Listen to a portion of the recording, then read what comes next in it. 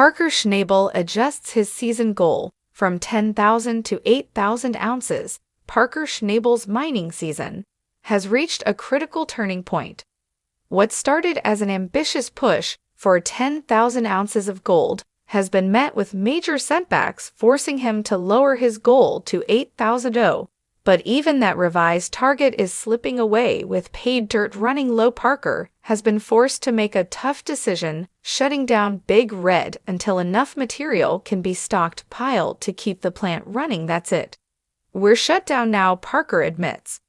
Frustration evident in his voice. It's the right thing to do, but it's frustrating. His fast-track strategy for getting quick gold out of Sulphur Creek's pre-ripped ground has hit a dead end.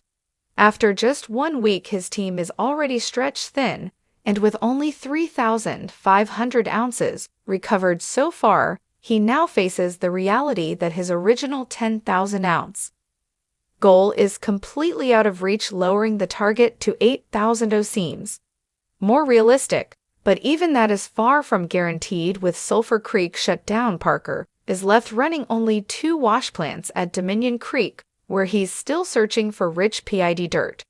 But rather than simply waiting for better ground, he's making a bold gamble on an untouched red gravel deposit that he hopes no one has ever mined before. Big Red is moving upstream to where we found red gravel that leads to the White Channel gravel. To my knowledge, nobody has ever slid this red gravel before. Parker explains the plan is simple in theory, but extremely risky in execution. Over the last 7 weeks, Big Red has been running at the southern end of the 4-acre bridge cut, processing paid dirt. Now Parker wants to move the plant half a mile upstream to a newly stripped section where his team has already removed 16 feet of overburden. What's left behind is a mysterious red gravel layer that could be worth between $1 million and $2 million in gold.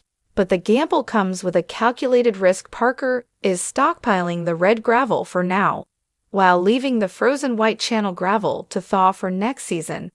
If the red gravel doesn't pan out, he could be wasting valuable time on an experiment that won't pay off. With no pay dirt left, Parker gives the order, let's get this wash plant moved. Moving a massive wash plant is no small task. It falls on plant boss Tyson Lee to oversee the high-stakes job. We have a lot to do and not much time. Parker wants it running tonight. If one thing goes wrong, everything is thrown off. Tyson says the challenge is even greater for 30-year-old Yukon native Cole Anderson, a new addition to Parker's team who grew up mining with his grandfather, but has never taken on a move of this scale before. Operating the 480 excavator, Cole is responsible for ensuring the wash plant reaches its new location safely. The unstable ground adds to the danger as the crew carefully maneuvers.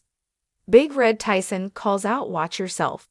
Cole, we're crossing a narrow spot. It's a long way down. If anything goes wrong. For a tense moment, the loader bucket slips, threatening to throw the entire operation off balance. Tyson and Cole scramble to regain control, with Tyson shouting, that was close, but we're back in action. Keep pulling, Cole, bring her home. Despite the stress, Big Red makes it to its new location, a massive relief for Parker and his crew. Now all that's left is to get it running. Just when things seem to be turning around, disaster strikes. The crew shifts their focus to relocating the hopper feeder, the critical component that feeds material into the wash plant. But as they prepare for the final step, they spot a major problem. The tail drum is crumpling from the outside. The metal is thin, worn, and really sharp. Reports Alec, one of Parker's crew members, the tail drum is essential. It keeps the conveyor belt moving, allowing paid dirt to be fed into the wash plant. If it's not replaced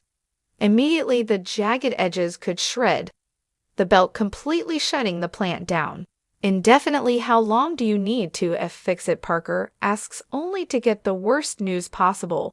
We don't have a backup. The realization sets in. Big Red isn't running tonight. Tyson shakes his head in frustration. We're definitely not sousing tonight, that's for sure. With time running out and problem after problem stacking up, Parker's revised 8,000-ounce goal is starting to look just as impossible as his original 10,000 ounce target. The season has been brutal. Breakdowns, shutdowns, and unpredictable ground have made every ounce of gold harder to recover, and while Parker's determination is unquestionable, even he knows that at this point he's running out of time to turn things around. One thing is certain: Parker isn't backing down, but with Big Red shut down and no clear solution in sight, the road to 8,000 has just become his toughest challenge yet. After unexpected delays, Parker Schnabel's gold mining operation is finally back on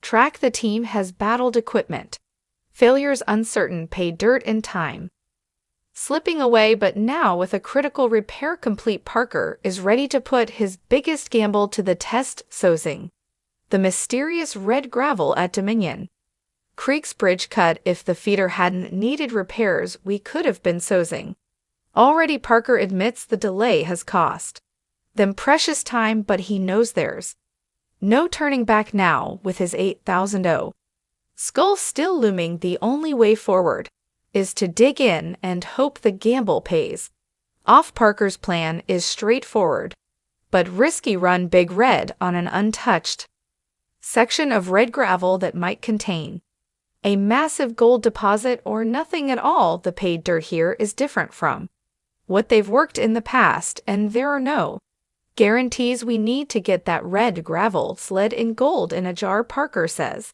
eager to see if this strategy will pay off. His crew is just as determined. After 2 days of downtime waiting for a replacement tail drum for the conveyor plant, boss Tyson Lee is racing to get Big Red running again.